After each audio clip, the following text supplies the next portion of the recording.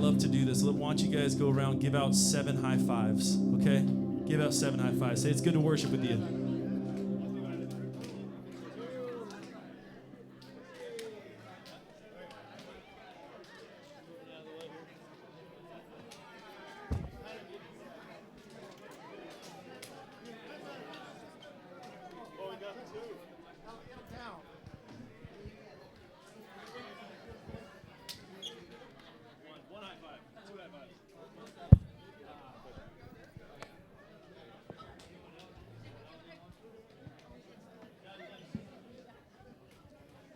Oh, my.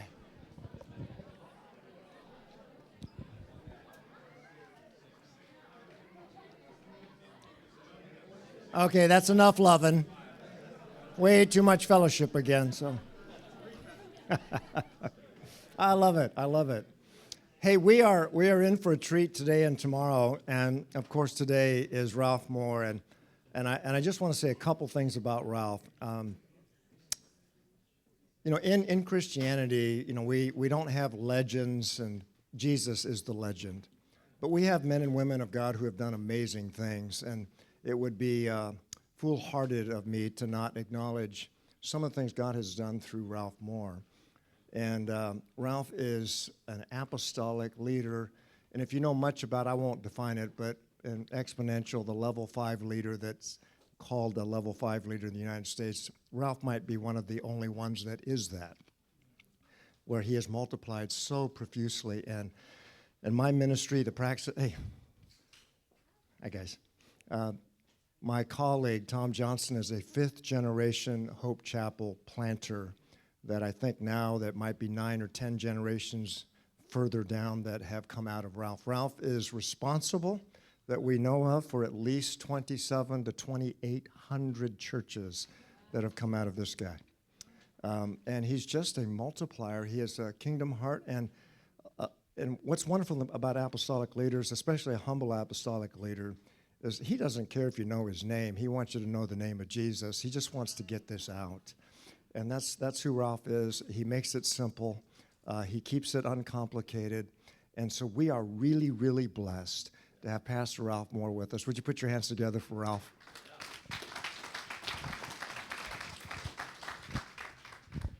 Well, I'm excited to be here. I don't do much of this. Normally, I kind of I'm 79 years old, so I'm at a place in life where I just kind of go and talk story and answer questions. And hopefully, I'll talk real quick, because one of my problems is I talk too long, then there's no time for Q&A. So I want to get us to Q&A. But just as I want to start out with a little story, tell you a little something going on.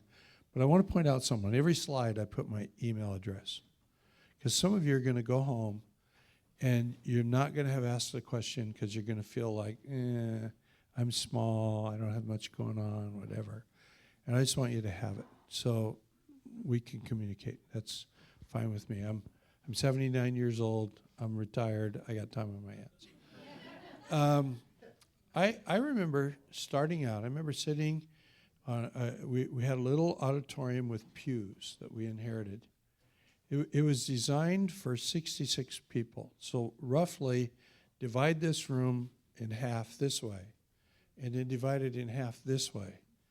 And you pretty well get the picture of where we were. And we were sitting in the back on a pew up against the wall, crying, because we were about 2 weeks away from opening up. And we were praying that in our life, because I was in a denomination, I grew up in the largest church in that denomination. They had 1,300 people. It was the biggest church in Oregon, in the whole state. It was the biggest church in the denomination. And it was 1,300. This is before the advent of mega churches. We had a couple of churches that were really successful. They had like 200 people in them.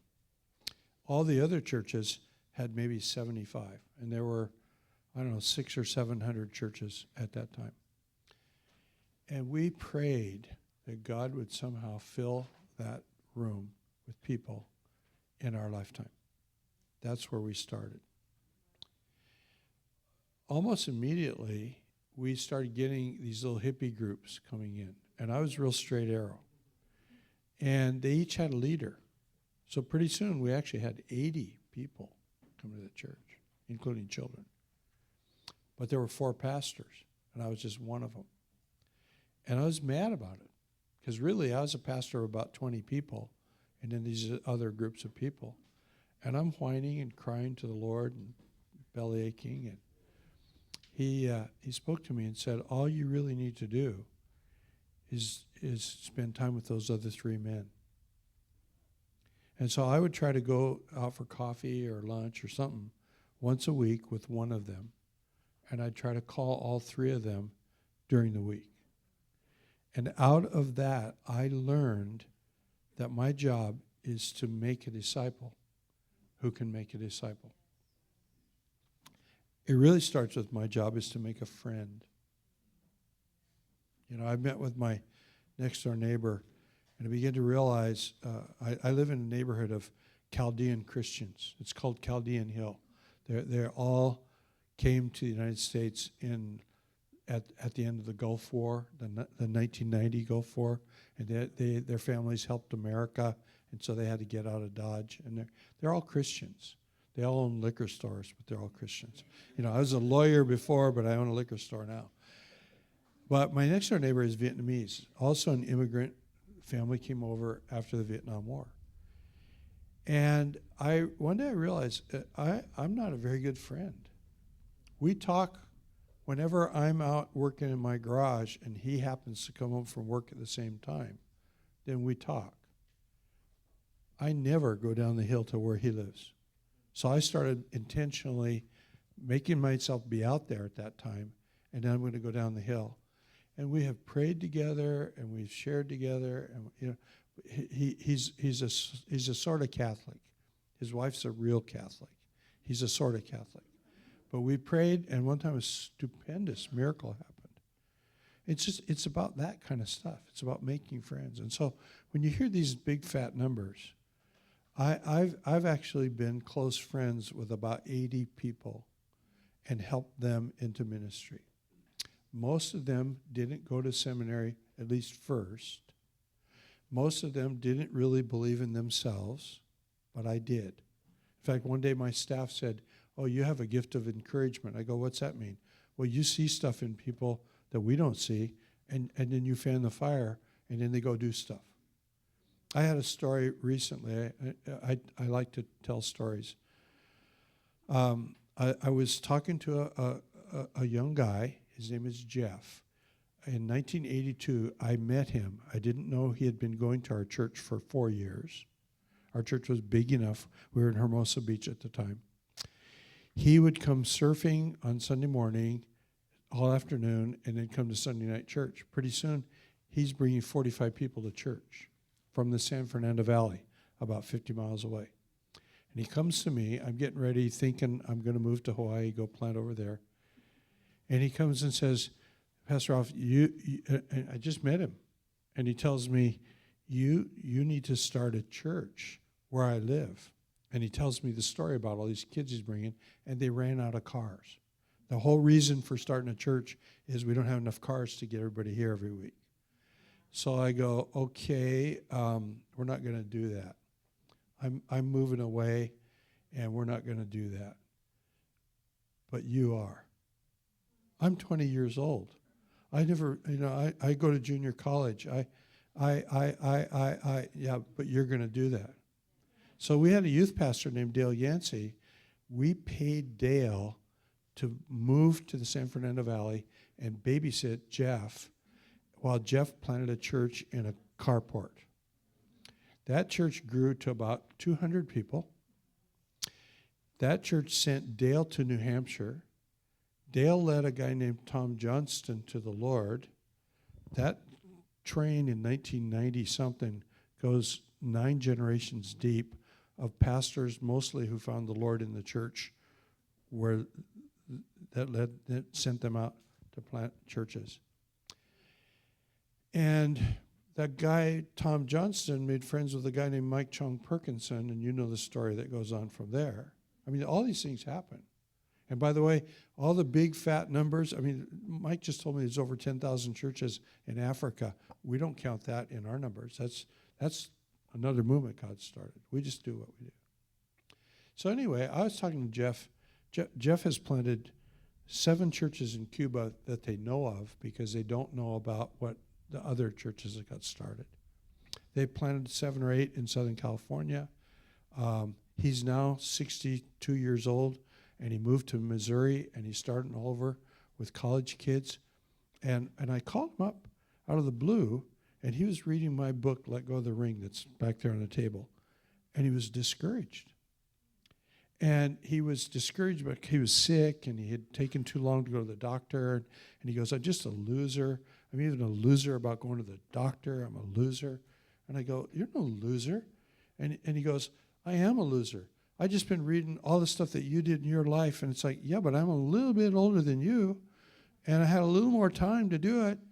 And he goes, yeah, but it'll never be. And it's like, as soon as we start to play that game of comparison, we always lose. And so I told Jeff, and I caught him. I mean, you'll catch this. He didn't. It was beautiful. It was so beautiful. I go, there's a guy I know who started a church, and took him actually 3 years and to build a church about 120 people. And he made some disciples, but most of them kind of turned against him. Only about 11 of them stuck with him. And I comparing what you've done to what that guy did, who's the loser, you or him? And he goes, well, him, obviously. And I go, yeah, but his name is Jesus. Oh, I get it. So who out here is feeling small? Who out here is feeling like if everybody knew what was going on in your life right now, they'd probably give you money, Because you're the guy that we need to encourage. Because you're the guy that has no idea what would happen if you made a friend who made a friend who made a friend who made a friend. Okay, so let's talk about this. Numbers, 27, 2,600. We don't know how many churches are out there because we only know the first, second, third, fourth generation. In most places, we go 4 generations. We pretty well know the names. But after that, you don't know anything. But we're pretty sure that last Sunday, over 250,000 people were worshiping the Lord because Ruby Moore and her husband Ralph sat in the back pew of a little crummy church building and prayed, God, please fill this thing in our lifetime. And we stumbled away from what we had been taught into being mad at these 3 guys and understanding that what we really need to do is make friends with these 3 guys and let them make friends with their people. And somehow a pattern got built into our life. Now, here's the story. I just came from Hawaii. I got off the airplane 36 hours ago. And while I was in Hawaii, churches we planted, granddaughter churches, whatever, we started 69 churches while I was there in 40 years. And the last church I pastored, I started when I was 66 years old. I handed off the big church to the young next generation, and they decided they wanted to quit planting churches and go be a Hillsong. And that didn't work out very well. They'll never plant another church. Then I planted another church, and we started them all over the world. We started a bunch of churches in Kenya, and meeting in a movie theater on Sunday mornings that cost way too much money, and then having a lot of little discipleship groups. And one guy who's never been to Kenya made friends with somebody through Facebook and he had cancer. He was told he had 2 months to live. And so he tells this guy, I'll meet with you an hour in the morning on WhatsApp, and I'll meet with you an hour at night on WhatsApp, 2 hours a day, till I die. Well, he actually lived almost a year. And he discipled this guy, and then the guy began to try to monetize the church, and they kind of fell out. But one of that guy's disciples, they became friends. That guy's now in 5 countries. There's over 100 churches through just making disciples. So I want to talk to you today, if I can get my phone to go back on. about what's on the screen. And go ahead and just flip the slide, if you will. Do you guys know who this man is? Fong Daolong? Does anybody in this room know who is Fong Daolong? Okay. You might know him by his other name. He's actually the most famous man in the world.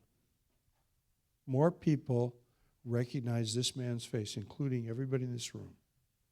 You know who this guy is. You just didn't know his birth name.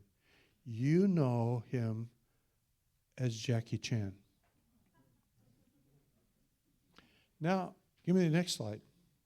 How many of you know who is Yu Jim Yin? Well, I wouldn't expect anybody would know Yu Jim Yin. But without Yu Jim Yin, you would not have Jackie Chan. Yu Jim Yin ran kind of an orphanage. Jackie Chan, when he was 5 years old, got kicked out of school, public school. His parents were poor. They couldn't afford to send him to a private school. It's in Hong Kong. And Yu Jim Yin would take these sort of abandoned street kids, and they did a thing called Hong Kong opera. Now, it's not like singing. It's like what you know Jackie Chan for. It's acrobatics. And he would train these people to do acrobatics. Give me the next slide. And so he eventually, he was a money-making guy. Most people in China, you know, they're entrepreneurs. He created a group called the Seven Little Fortunes. Among the Seven Little Fortunes were these three men: Jackie Chan, Yun Bai-o, who you know as Jet Li if you watch any Kung Fu movies. And if you watch Kung Fu Martial on TV a number of years ago, then Sammo Hung was the older brother to Jackie Chan who gave him grief growing up and just made life really difficult for this little kid. And so why am I telling you this story? Well, who's the most important person on the screen right now? Their name. It's Yu Jim Yin. And yet nobody ever heard of Yu Jim Yin. Next slide. How about this guy, Joseph, not of Arimathea, but Joseph of Cyprus? Do you know who I'm talking about? How many of you raise your hand immediately? Joseph of Cyprus is an important person in your life. Raise your hand. I see only one hand up in the whole room. Well, you might know him by his other name. Give me the next slide. Joseph came from Cyprus, and he gave a bunch of money to the church, and they changed his name to Barnabas, which was a nickname, which meant son of encouragement. Yu Jim Yin and Joseph of Cyprus have an awful lot in common. But they have very little in common with most pastors in the United States. Very little. One of the things that I usually do, I used to do quite a bit of this kind of stuff. I'm really trying to not do it anymore. I'm only here because I like Mike, and I like Peyton. But I would always have a lot of time, and I would ask people. I go get a pen and a piece of paper, and get ready to write something. As soon as I tell you, you start writing, and don't even think, just write. Name your 3 closest disciples. And you'd see some guys just start writing. And you'd see other people, and they sit there, and I'd make it take long enough that it was really uncomfortable. And they sit there, and finally they write a name. And then maybe they write another name. And we're going like 8 minutes of dead silence. There's some guys that sit there the whole time with their pen in their hand, and they never put it on paper. And I would go to them and I'd ask them, why don't you do this? Well, I pastor this big church, and I have a staff, and I have staff members that do that. I talked to the wife of one of the leading pastors, voice pastors in the United States. Every one of you have read books by this man. And I asked her about how they handle disciple making in their church. And you know what her response was? This is a church of 5,000 people. And she says, well, we really don't do that in our church. My husband is a great Bible teacher, and people just flock to hear him on Sundays. Well, you know, one of the things in Exponential that we argue and gripe and complain and criticize and judge other people over are what they call attractional model churches. And the whole idea behind that is you got a big music thing, and you got all called technology, and you know, and that's an attractional model, right? You advertise, you market, and you brand really well. But you know what? I realized one day I actually am a pretty darn good Bible teacher. And we were an attractional model church. People came to hear me teach the Bible. The only difference was that we were smart enough to realize that I need to always make some disciples, and my staff needs to always make some disciples, and my disciples need to always make some disciples. Are you with me? Okay, give me the next slide. So here's what you get out of Joseph of Cyprus. You get Saul of Tarsus, who becomes Paul the Apostle. But remember, when he came to Jerusalem, the bigwigs didn't want to even talk to him. They were afraid of him. And it was Barnabas who took him by the hand and introduced him. He sponsored him.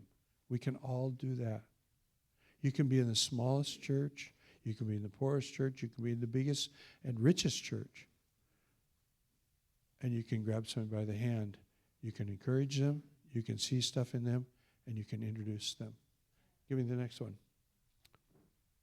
So this is just my little final slide here, in case you're trying to write down some notes and you don't know how to spell Fong Dao Long. But there's one thing that's missing at the bottom of this list. And that's John Mark. Because if you didn't have Joseph of Cyprus, you would not have the epistles. If you did not have Joseph of Cyprus, who was called Barnabas, who got in a fight with Saul of Tarsus, his number one disciple, you would not have him trailing off into the sunset with a young guy named John Mark that they got in a fight over. And you know, historians tell us that Mark wrote the first gospel. And if somebody didn't get the idea, I mean, think about this. You think about what Mike said this morning about Nero and the tragedy and all that was going on. And this guy raises his head up enough that it could get cut off and comes out with, "This is the gospel of Jesus Christ," in your face. Then do you think Matthew and Luke and John would have done their thing? If somebody didn't get if Steve Jobs didn't come out with an iPhone, do you think there'd be Android? If Joseph of Cyprus didn't take John Mark under his wing, do you think there'd be 4 Gospels? So I believe there would, because I believe that God is sovereign. But I also believe he works with people. I was talking with a friend. I have a friend named Curtis Honeycutt, and he's about 4.5 feet tall and just a bundle of energy. And he's planting a church in Sweden. And we were talking a couple of weeks ago, and he says, you know, I just love the story of when those disciples were out in that boat and they were freaking out and all that, and Jesus is sleeping in the boat and they're rowing against the wind. And he goes, Jesus sent them out there. You know, you may be rowing against the wind and it may be just feeling awful and terrible, but if Jesus sent you out in the boat, you ought to sort of trust him a little bit. But you know what? They were also rowing. They were also rowing. It's not going to happen. You know, we did not get called to build big churches. In fact, we weren't even called to plant churches. You can't find that in the New Testament anywhere. What we were called to do is one simple thing: make disciples, which really starts with make friends. So, having made my little presentation, here's what I would like you all to do, is turn to the people next to you or behind you or whatever and go, here's something kind of stupid that guy said. I don't really think I buy into it. And then you could go, here's something I really liked. Take about a minute, minute and a half, and just do that. Something really stupid that's a little off the wall, and something really good that you thought was really great.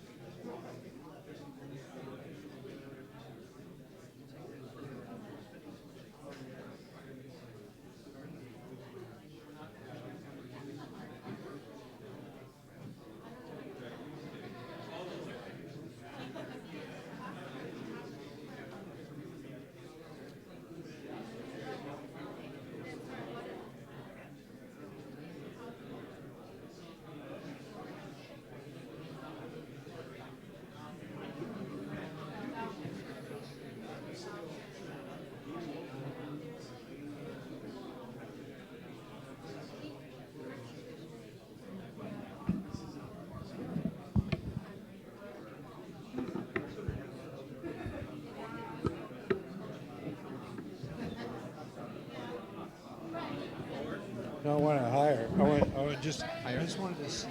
No, that's the highest it goes. Okay, will it stay? Yeah, it should, but you'll feel a little. Oh, okay. Yeah. Yeah, I like. Yeah, me too. But Is this what you preach from? Yeah, I use this. Yeah, but I go up here just because there's more space here. But yeah, that you'll feel it that. does. I feel it. But it's still you, that's Tony. yeah. Thank you. How long you been here? I've been this is the church that I grew up I in. know. I was a 7-year-old, but I've been pastoring for about 6 years now. Was it hard being a person who grew up in church to pastor people that you looked up to all your life? Yeah, I thought they'll be more receptive. We weren't. We merged, so the culture clashed a little bit, so that was hard. Is it another congregation? I was a church planter in Huntington Beach. Oh, Do you know the church in Huntington Beach? Pastor Paul? Yeah. wait. Pastor Paul, what's his name? What chapel? Yeah. My son was a youth pastor there. He and Mark Lebsack. Do you know who planted that church? No. Chuck Smith. Yeah? Well, maybe he told me. About 100 years ago. And then it was down to 10 people, 2 junior high boys and 8 adults. And Mark Lebsack was a teacher at Life Bible College, Life Pacific College. And my son was a student, so my son started detailing cars and working with these 2 junior high boys. Pretty soon there's like 120 people coming into midweek. They're all beach people. There's like 100 people coming on Sunday morning. They're all Midwest people who live in Finland. You know? Interesting. It was a very interesting thing. So then we brought my son to Hawaii because we had a church of 2,000. We had 85 kids in our youth group. We are about 1,400. We had 85 kids. They got a church of less than like 220 people, and they got 120 of them were kids. So a lot of them were parents of kids that they were beachy. My son was talking to beachy people, and so their parents would come in. Yeah. So I've never met Pastor Paul that I know. Do you know David? What's his name? David? Shoot. Yeah, real tall guy. He's a horse fighter. What church in Huntington? I don't know the name of it. I don't think his name. It's a common name and he spells it differently. I can't call it. He's a real gregarious guy. You think he's still in Huntington? Oh, I know he's in Huntington. Okay. I'll find it. Yeah, it's been like 6 years since I left, but Yeah, but I'm pretty sure I- you know this guy. Let me see if I can find him. 'cause I grew up with the same memory lane as Peyton Jones. Same Oh, really? high school, middle school, elementary. Wow. So I'm like his stalker almost. David Householder. Yeah, that sounds familiar. Yeah. But I don't know where I met him, but that sounds very familiar. We had back in the day when we used to pay $300 to buy a set of videotapes of Alpha. We bought 19 sets, and we put them in 19 houses around the city. And I got in church blowing smoke about that. And this tourist in the back row was the director of Alpha. He happened to be there. Okay. Okay. As a result of that, I ended up having breakfast at his house. Okay. So it was kind of and you know, it was really cool about for all the fame, millions. He's written books, millions. The guy drives a huge car, lives in a apartment. It's real down there. It's so cool to hear your side of the story. Two of the hardest things I know are to pastor the people you grew up with. And Yeah. the second is to pull off a church merger. Yeah. Yeah. Yeah. Was this church, I grew up here, yeah, but was this church dying when you merged? kind of, You kind of got but they didn't. You kind of got to be dead enough that they No, know it. they didn't know it. Because if they don't know it, they fight you. Yeah, that's what happened. I thought, Yeah. This is fun. yeah, but Okay, let's pull this back together. And here's what I want you to do. Because I know that some people are shy. Some people said some brilliant things in the last 5 minutes. And they're going to be all shy and hazakashi and not going to, So I want you to be able to go, this person just said this, and the rest of the room needs to hear it. So tattle on each other. That's what we're going to do. We got about a half hour left, and we're going to tattle on each other. And Mike's got a microphone, so Mike's got a mic. So somebody up here is brilliant. Who? I don't know who, Who's but brilliant?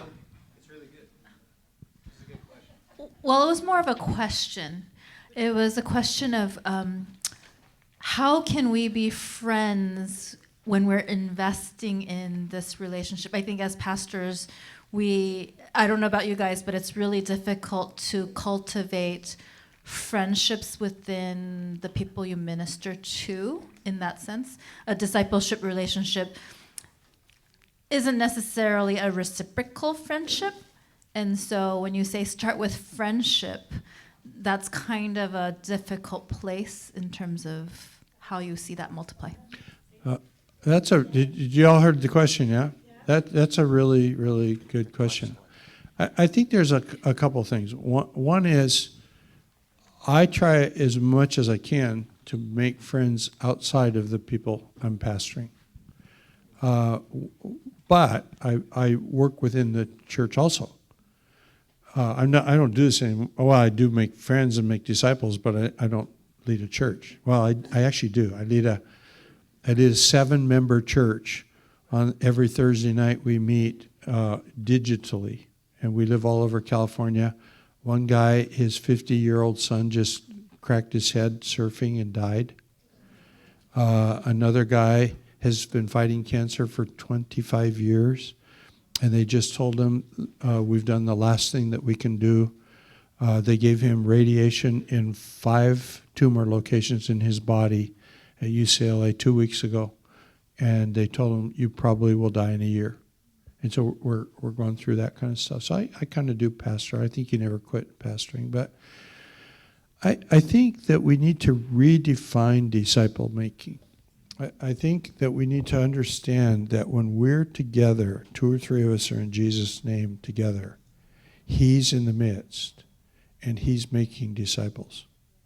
Now, because most of us who are in this role know more than the people we're talking with, there's always a tendency to see it. It's always been framed for us by our church culture as a sort of a top-down, I'm giving to you.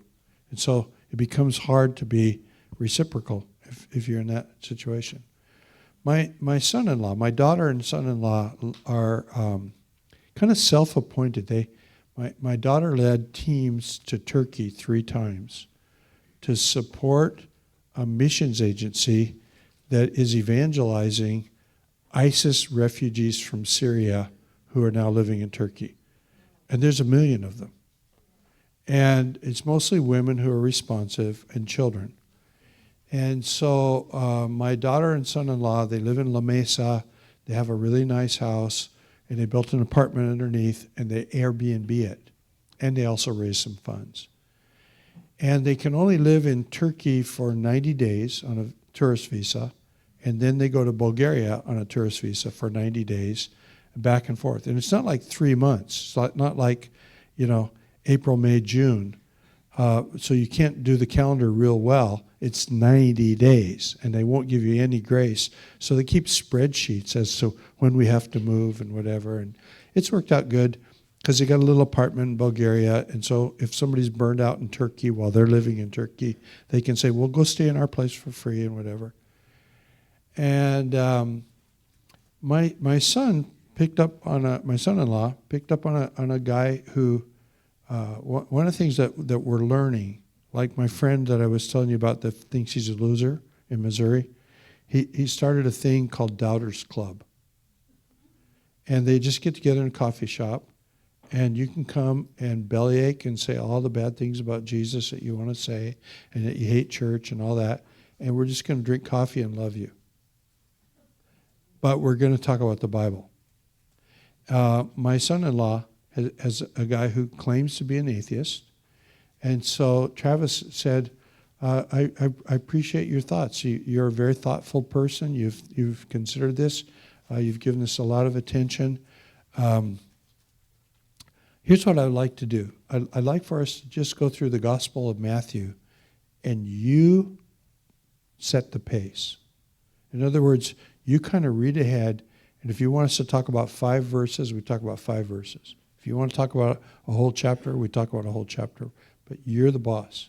You set the pace, and then we'll just talk about our feelings and what we seem to be getting out of it. And so this has been going on like for 8 months. One of the things about making disciples, you got to be willing to put a lot of time in it. See, one of the worst things that ever happened was also one of the best things that ever happened. I grew up on the Navigator's material.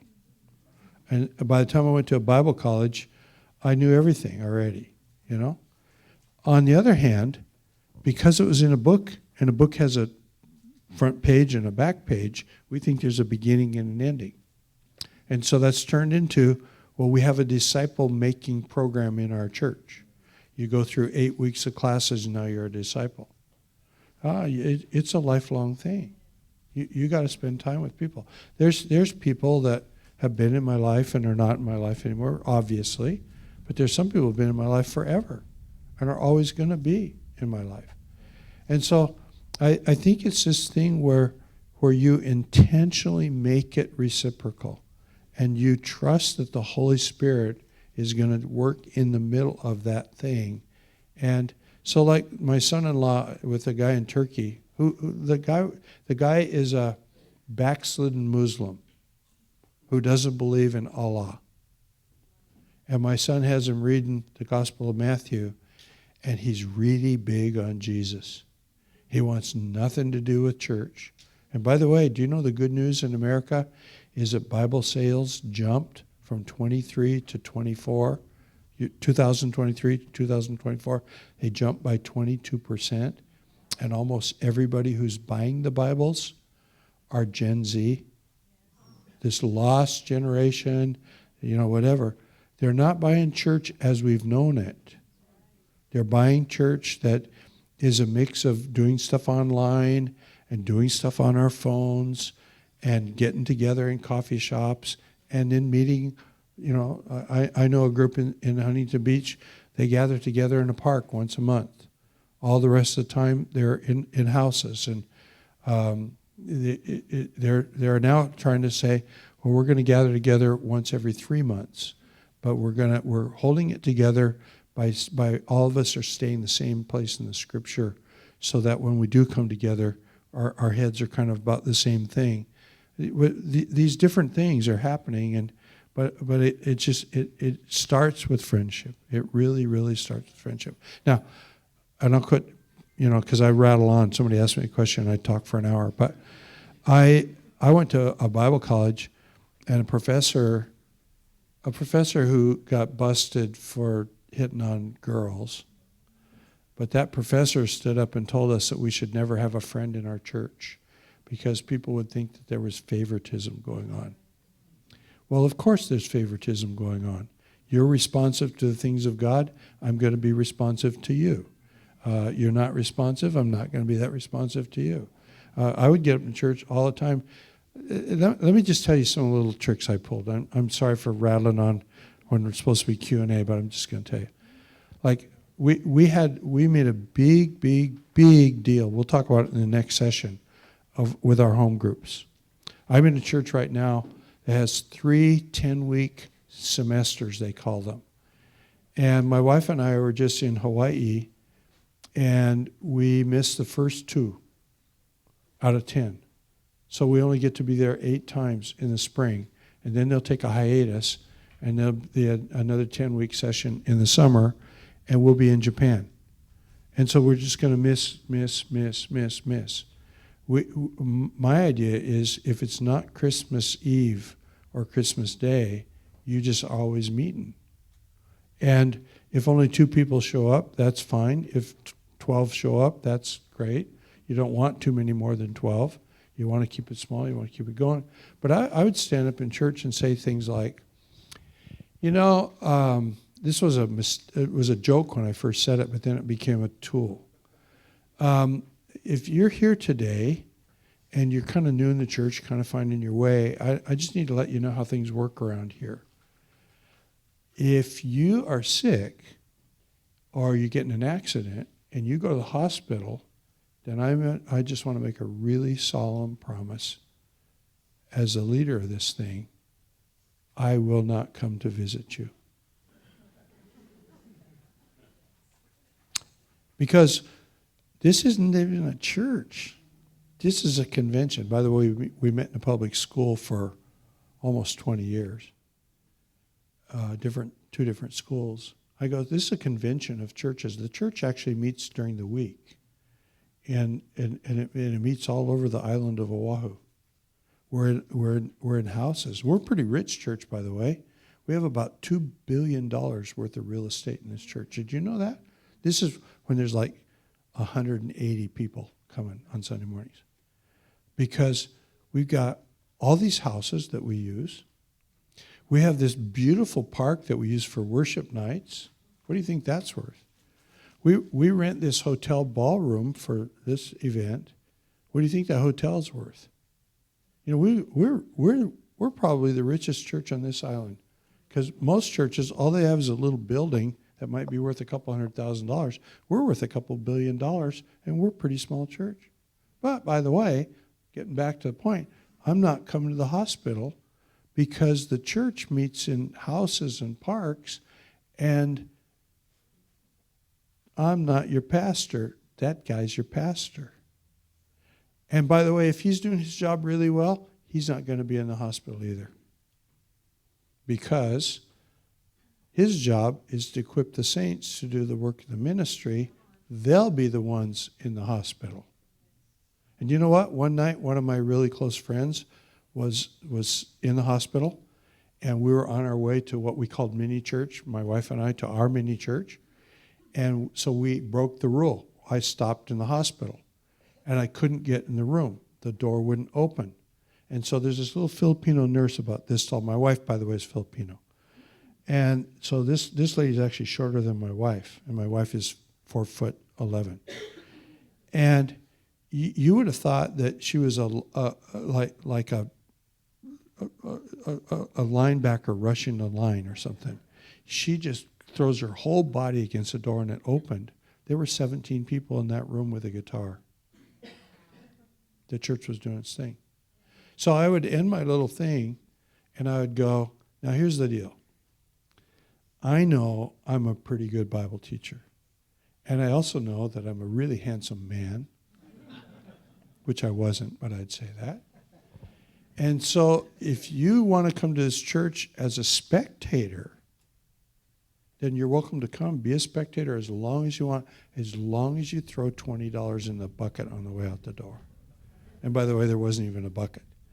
But what we did was we were making disciples. How it worked was I was discipling the staff. We're reading books together. I was discipling the staff. They were discipling in clusters, many church pastors. They were discipling their people around what did the Spirit say to you during the weekend while the person was preaching. Not what did they say. You know, kind of we do a, what did they say? What did it mean? What does it mean to you? No. What did the Holy Spirit say while that person was talking? That's question number one. So we're learning to listen to the voice of God, not man. What are you going to do because of what the Spirit told you? Because now we're learning to obey the Lord. And number three, how can we come alongside you and help you accomplish what God's asking of you? And now what we start to have is the saints ministering to one another, and spiritual gifts begin to emerge in our church. And so we made a very clear distinction. You're not a member unless you're a member of a church. This is not a church. It's a convention. And if you're a spectator, then God bless you. We're happy that you're here. But if you want to be a member, then you got to be a member. And it's really comes down to, if you can, I hope I said it well enough that you can see there's disciple making going on all the way through this whole thing. Somebody else, if somebody wants to point somebody out, say this person said something really good, or had a good question, or whatever.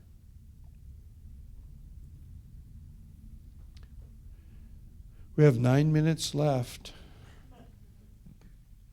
Somebody's got to out somebody. So.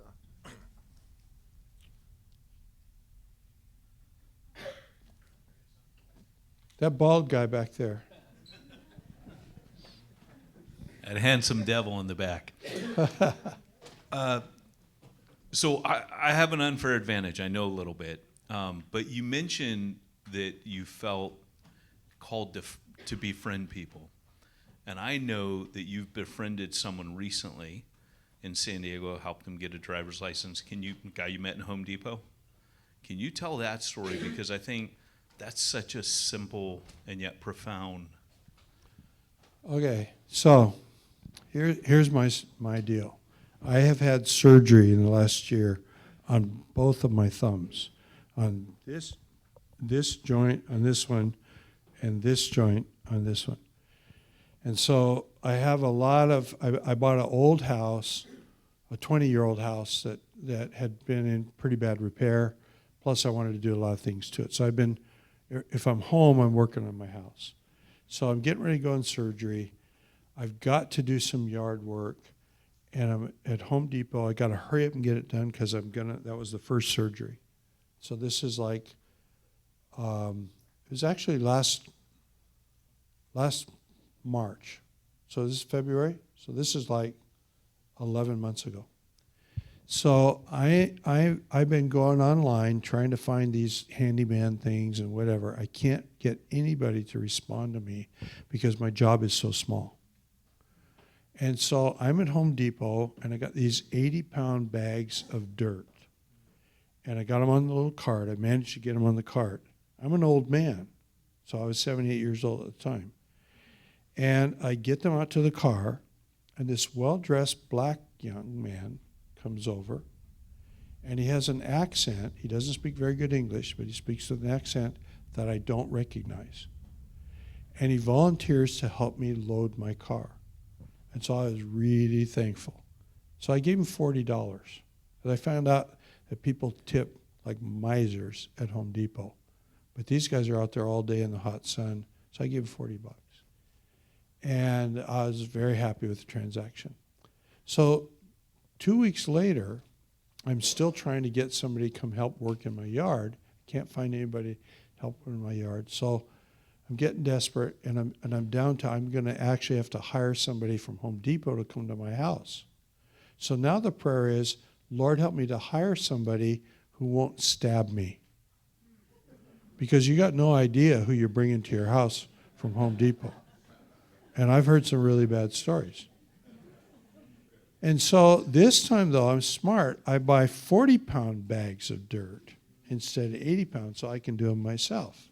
So I'm out there, and I'm loading the car. Same young man comes over, and his English is still broken, whatever. He volunteers to help me. And I told him, no, I got it covered because they're lightweight, I can handle it. And he walks away, and I heard the voice of God. Hey, stupid, I'm trying to answer your prayer. So I go over and tell him what my situation is.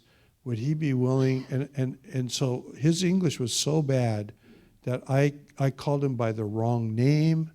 He couldn't get his name across from me. He's from Haiti. He's legal. He's an asylum seeker. Oddly, he was recruited by the Biden administration to become an asylum seeker. He left Haiti with $7,000 in his pocket. He had a small business, 25 years old, got a wife and child. He flew to Jamaica so he could get on a construction gang and learn a little English. And then he flew to Panama, and then he walked to Tijuana. And by the time he got to Tijuana, he had like $1,700 left. And I go, what happened to the money? He goes, corruption. That if the police stop you, it's $500. To cross a border, it's $1,000. So when he gets to Tijuana, the U.S. government put him up for 2 nights. He's been sleeping in the open. Put him in a hotel for 2 nights. They bust him across the border. Catholic Charities picked him up. You're reading about this stuff in the news, with what's going on with, and I believe in Doge, by the way. But one of the things that they're doing is they're cutting off funds to Catholic Charities. and I'm the recipient of those funds because Jonathan Ponjor is living in a shelter right now that's sponsored by Catholic Charities. He's driving for Uber Eats when he's not working at his security job, which is in a dangerous neighborhood, and he's been threatened. He works 4 days a week as a security guard. He applied to 67 places before he got a job. This kid's a hustler. Anyway, we take him to church with us, and then we go to Denny's for lunch afterwards. It's 1 day a week. He works 7 days a week. He works 4 days as a security guard. The rest of the time, he's doing DoorDash. I feed him scriptures and go, because he thinks I'm a wise man. He calls my wife's name is Ruby. He calls her Mama Ruby, calls me Father Ralph. Not because I was a pastor, but because we tell him, you're like a second son to us. And he thinks we're like parents. And so I've taught him to invest. He opened a Robinhood account. He's proudly a capitalist now because he uses that word. He's learning English real well. He's a capitalist. And he goes, you're so wise. And so I'll pick out scriptures from Proverbs and go, I read this scripture. I used to read Proverbs. I don't know why I stopped, but I used to read it by whatever day of the month. That's the date of Proverbs I would read. So I got him doing that. And I got him doing YouVersion Bible in French. At first, we were having to use Google Translate to talk to each other all the time. But now we're getting where we can talk. He had never ridden a bicycle in his life. He had never driven a car in his life. So I met him in March. By the end of March, a year ago, 78-year-old man in a park on the grass so he won't skin his knees. A 78-year-old guy pushing a 25-year-old on a bicycle that we bought him from Walmart. We took him to Walmart and went shop. He was aghast when he saw Walmart. He couldn't believe the treasures that were in that store. And so we've just been making friends, and it looks like he's going to probably get forced out of the country because of what they're doing with immigration. They're going after the criminals, but then they're going to go after the programs that Biden put in place. And I'm not sure, and I'm kind of in favor of what Trump's doing, but that one kind of bothers me. But they're giving him ample notice, and he will be able to apply for asylum in Brazil.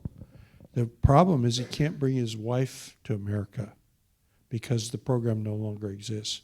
But he can bring his wife and child to Brazil. And so he's saving money, and he's saving like crazy. I mean, he's got like $15,000 now because he doesn't spend any money. He's living in a shelter, and he's got 2 jobs, and he just saves everything. And so we're just befriending and trying to see where it's all going to go. Do I think he's going to become a pastor one day? Well, that thought has crossed my mind. Am I sure of that? Am I going to push for that? Not real hard, but I'm certainly going to let the thing go wherever it goes. Did I tell it well? And I've got a bunch of those. I think you got to make a priority out of making disciples. I'm a retired person. I don't need to be doing any of this. I was traveling, when I retired, I was doing 11 trips a year for Exponential, speaking to big crowds. I don't want to do that anymore. So I do 2 things a year for Exponential. I only did this because I like Mike. And because the other thing about this that I really like is that so many of you are Asian. Because my heart's in Japan. I go there a lot. Anyway, I'm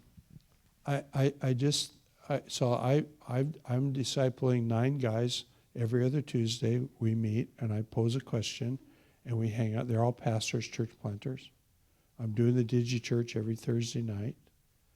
I'm in a home group. I just found a bunch of old putzes that meet for breakfast in El Cajon once a week on Tuesday morning.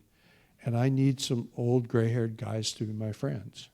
And I'm not making enough friends where I'm at, and I'm in a home group. So I just think you just got to keep doing whatever you can do wherever you can find it.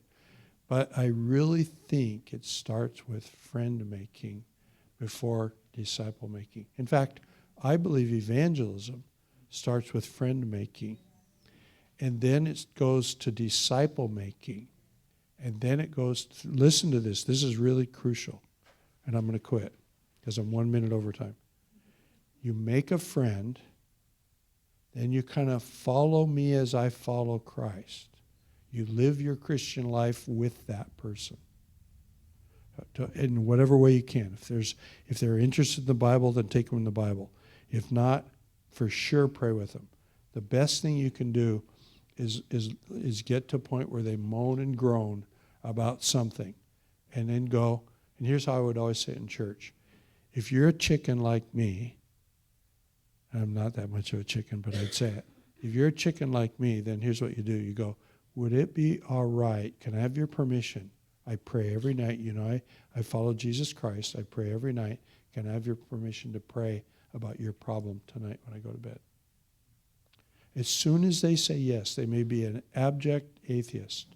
As soon as they say yes to that prayer, their attitude's going to be, well, are you going to do it or not? But that's a prayer. That's a prayer. You got them started. And if they're a little more open, it's going to be a little more hopeful. But then it's kind of a follow me as I follow Christ. You disciple them before they convert. See, the problem is we got it all mixed up. You come forward and pray in church, and then we put you through a 10-week class, and we say you're a believer. It's a process, and we just got to stay in the process, and we got to walk with them through the process. And I'm done. Thank you. Awesome, Ralph. Hey, we're gonna take a break, and I hope you caught the biggest gem out of that is that this just flows out of Ralph's life. That's who he is. It's not a programmatic thing, and if we could just be those people that would live the love of Jesus, there would be so much that would happen. So, hey, it's 2:48. Let's come back at 3:03. How's that? So.